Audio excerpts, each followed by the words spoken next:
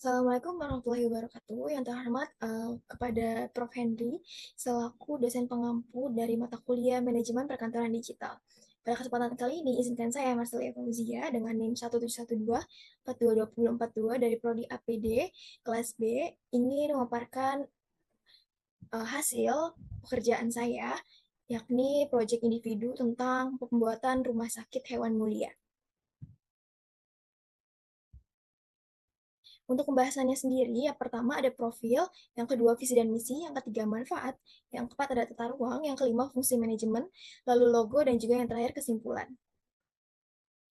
Baik, untuk profilnya sendiri, Rumah Sakit Hewan Mulia merupakan fasilitas kesehatan pada hewan yang berfokus pada bidang jasa pelayanan konsultasi kesehatan hewan dan juga berpusat di Jakarta Timur dan mulai beroperasi pada tanggal 1 Oktober 2019. Nah, pada Rumah Sakit Hewan Mulia ini terdapat 15 karyawan, yakni dokter, ada paramedis, dan juga admin, lalu kepala keuangan. Nah, ada pun pelayanan-pelayanan yang disediakan antara lain konsultasi kesehatan hewan, grooming, pet shop, akupuntur, operasi, dan lain sebagainya. Selanjutnya ada visi dan juga misi. Visinya sendiri adalah menjadikan Rumah Sakit Hewan Mulia sebagai wadah untuk memenuhi kebutuhan dan sentiasa menjadi sahabat hewan peliharaan dan menjadi rumah sakit hewan yang unggul, bermartabat, dan profesional dalam meningkatkan kesehatan dan juga kesejahteraan hewan. Lalu misinya sendiri ada 4. Yang pertama adalah meningkatkan pelayanan kesehatan hewan menjadi lebih cepat, tepat, ramah, dan juga terpercaya. Lalu yang kedua, menciptakan rumah sakit hewan yang menjunjung tinggi animal welfare atau kesejahteraan hewan. Yang ketiga adalah menciptakan rumah sakit hewan yang memiliki pelayanan unggul dengan dukungan tenaga medis hewan secara profesional. Lalu yang terakhir ada memberikan pelayanan masyarakat melalui sosialisasi kesehatan hewan agar senantiasa dapat meminimalisir penyakit penular dari hewan ke manusia ataupun sebaliknya, yakni dengan slogan One World, One Health.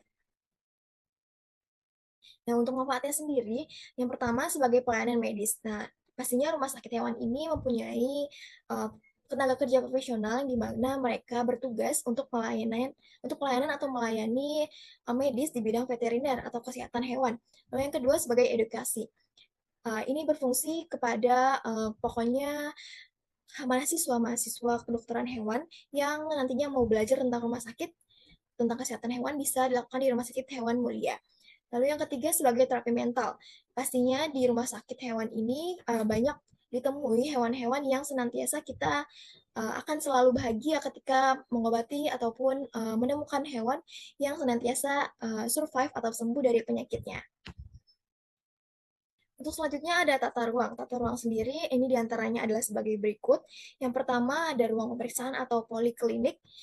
Nah, tempat ini itu tempat di mana hewan pasien diperiksa oleh dokter hewan dan biasanya terdapat meja pemeriksaan dan juga peralatan medis. Seperti pada gambar terdapat meja periksa, meja dokter ataupun lampu dan juga stetoskop, kulkas dan lain sebagainya. Lalu yang kedua ada ruang laboratorium. Nah, tempat ini tuh melakukan berbagai tes laboratorium seperti analisis darah, urin, feses, dan juga lainnya. Untuk selanjutnya ada ruang operasi yang pastinya tempat melakukan operasi pada hewan.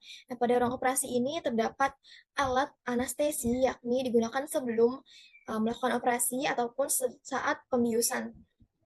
Lalu selanjutnya ada ruang tunggu. Ruang tunggu sendiri merupakan area yang nyaman bagi pemilik hewan yang menunggu pelayanan ketika sedang antri. Lalu selanjutnya ada ruang obat itu sendiri yang pasti tempat tersedianya stok obat-obatan untuk menunjang pemeriksaan pada hewan.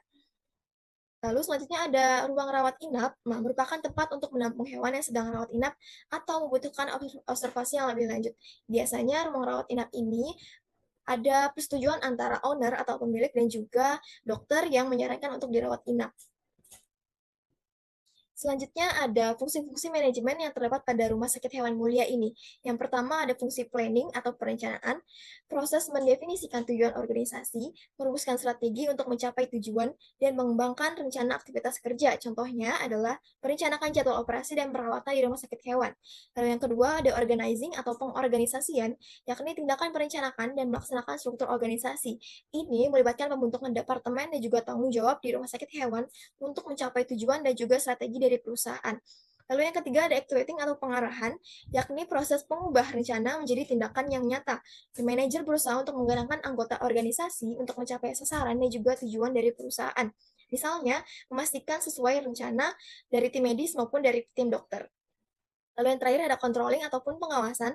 Nah, ini controlling ini berperan penting dalam menjaga agar proses tidak menyimpang dari perencanaan awal. Nah, pengawasan dan juga memastikan bahwa operasi rumah sakit hewan berjalan sesuai standar dan juga tujuan yang telah ditetapkan sebelumnya. Nah, berikut adalah logo dari Rumah Sakit Hewan Mulia. Di sini pastinya ada gambar dokter hewannya yang sedang memeriksa para hewan-hewan. Di sini contohnya adalah simbolnya adalah singa yang dimana dia menjadi raja. Raja para hewan yang di belakangnya banyak sekali ada kucing, anjing, kelinci, dan lain sebagainya. Baik, untuk yang terakhir ada kesimpulan. Nah, secara umum, Rumah Sakit Hewan Mulia ini merupakan tempat layanan pemeriksaan kesehatan hewan yang dimana termasuk diantaranya mulai ini pengobatan hewan peliharaan, termasuk pengobatan keracunan, penyakit hewan, jamur, parasit, dan konsultasi kesehatan hewan. Nah, di dalam rumah sakit sendiri mempunyai standar dan juga ketentuan untuk dapat optimal dalam hal pelayanan medis dengan menjalankan fungsi manajemen secara urut serta manfaat yang ditawarkan dari Rumah Sakit Hewan Mulia ini diantaranya sebagai pelayanan medis, edukasi, dan juga sebagai terapi mental. Baik, akhir kata kepada para owner ataupun pemilik hewan peliharaan, sebaiknya segera untuk berkonsultasi tentang kesehatan hewan masing-masing supaya dapat memonitor apakah hewan-hewannya sehat atau tidak, nanti akan dievaluasi lebih lanjut oleh dokter. Sekian yang dapat saya sampaikan, kurang dan lebihnya mohon maaf. Sampai jumpa di lain kesempatan. Wassalamualaikum warahmatullahi wabarakatuh.